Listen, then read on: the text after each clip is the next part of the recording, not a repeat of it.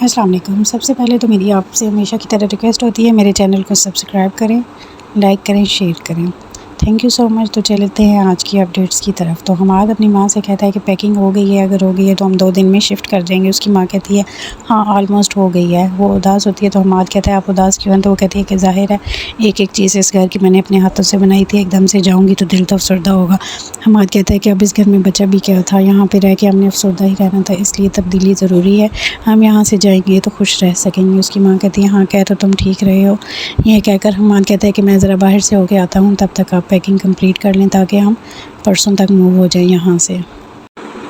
ادھر blue light خراب کر رہا ہوتا ہے تو فراست اسے دیکھ لیتا ہے اور اسے کہتا ہے کہ یہ لائٹ روز تم خراب کرتے تھے. کہتا ہے ہاں آپ بھی تو روز میرے پہ غصہ کرتے تھے، بات بات پہ مجھے مارتے تھے، کبھی مجھ سے پیار نہیں کیا. تو فراست کو احساس ہوتا ہے. فراست اسے کہتا ہے اگر میں تم سے ہاتھ جوڑ کے معافی مانگوں تو کیا مجھے معاف کر دو گے؟ خیر فراست بلو سے معافی مانگتا ہے، اسے گلے لگاتا ہے. کم از کم فراست کو اس بات کا تو احساس ہوا کہ اس نے بلو کے ساتھ غلط کیا اور بلو سے معافی مانگتا ہے.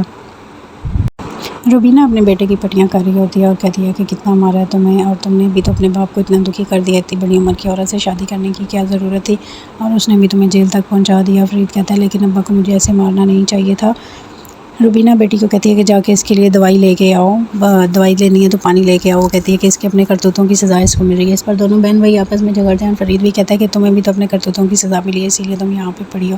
ان دونوں کی آپس میں بحث ہوتی ہے. اتنے میں روبینہ بلو کو بلاتی ہے اور کہتی ہے کہ تم ہی میرے اچھے بیٹے ہو، تم اس کو دوائی وغیرہ دو، اور خود وہاں سے چلی جاتی ہے.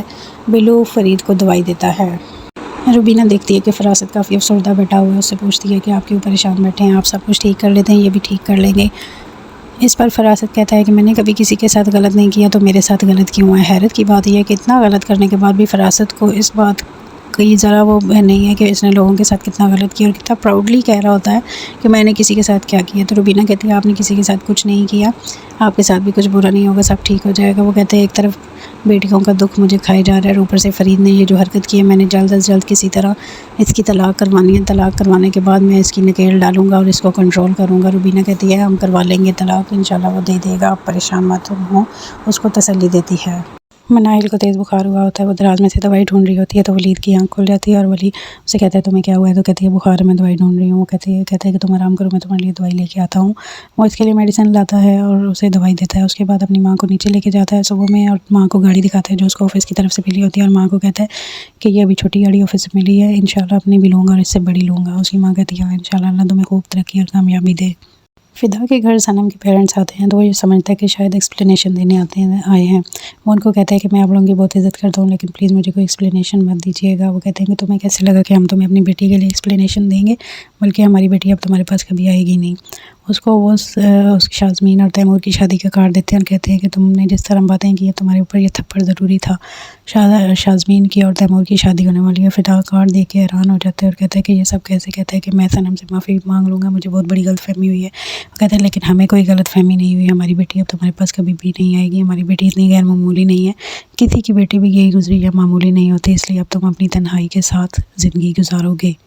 یہ کہہ کر وہ وہاں سے چلے جاتے ہیں اور فدا پچھتا رہا ہوتا ہے اور اس کو ساری باتیں یاد آتی ہیں اور اس کو خیال آتے ہیں کہ فراست نے کس طرح اس کا دماغ کے ساتھ کھیلا اور اس کو اس کی بیٹی کے اس کی بیوی کے خلاف کیا، اور وہ بہت پچھتا رہا ہوتا ہے. ادھر نینا اپنا بوریا بستر اٹھا کے فراست کے گھر آتی ہے تو محلے والے دیکھتے ہیں اور اس سے پوچھتے ہیں کہ آپ کون خاتون ہیں؟ تو وہ کہتی ہے کہ میں فراست کی بہو ہوں اور فرید کی بیوی ہوں. تو وہ لوگ کہتے ہیں کہ اتنی بڑی عورت ضرور اس نے فرید کو کسی طرح بہلایا پھسلایا. خیر وہ اندر آتی ہے، اندر آ کے سب دیکھتے ہیں کہ اور اسے کہتے ہیں کہ تم یہاں کیسے آ گئے؟ کہتی کہ میں اس گھر کی بہو ہوں تو میں نے تو یہاں ہی آنا تھا. روبینہ اس سے بحث کرتی ہے، وہ روبینہ کو دھکا دیتی ہے، روبینہ گر جاتی ہے.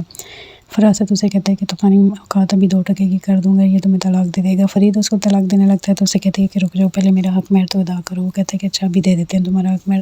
وہ کہتی ہے ہاں 1,05,00,000 ہے. تو وہ کہتا ہے کہ اتنا زیادہ حق مہر کون لکھواتا ہے؟ کہ تمہارے بیٹے نے لکھ کے دیا ہے. جب وہ نکاح نامہ پڑھتے ہیں تو وہ فرید کو تھپڑ لگاتا ہے کہ تم نے ایسی حرکت کیوں کی؟ فرید کہتا ہے کہ میں نے نہیں پڑھا تھا، اس نے خود ہی لکھوایا ہے. کہتے ہیں کہ پورے ہوش و حواس میں تم نے نکاح کیا سب کے سامنے، تو تمہاری مرضی سے ہی لکھا گیا ہے.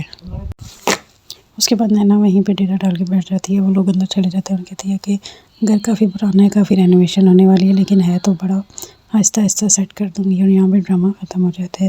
نیکسٹ پارٹ کے لیے میری ویڈیوز کو دیکھتے رہیے. اسٹے ٹیون اینڈ میرے چینل کو سبسکرائب کریں اور زیادہ سے زیادہ شیئر کریں. Thank you. اللہ حافظ.